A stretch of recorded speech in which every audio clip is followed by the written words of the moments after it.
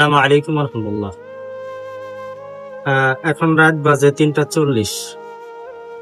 আশা করা যায় সবাই ভালো আছেন। আমি আপনাদের সবার প্রিয় অ্যারাবিয়ান টেলার্স এর হাসিব ভাই। আপনারা অবাক হচ্ছেন যে এত রাত হয়ে গেছে এখনো কেন দোকানে। আসলে রমজান মাসে সবাই ইবাদত নিয়ে ব্যস্ত থাকে, নাকি আমল করার জন্য ভিড়াভিড়ি বাঁধায়। আর আমার মতো যারা দর্জি আছে, যারা টেলার্স এর দোকান করে, তারা রমজান মাসে কাজ নিয়ে ব্যস্ত থাকে। জন্য আমাদের সবার জন্য দোয়া চাই।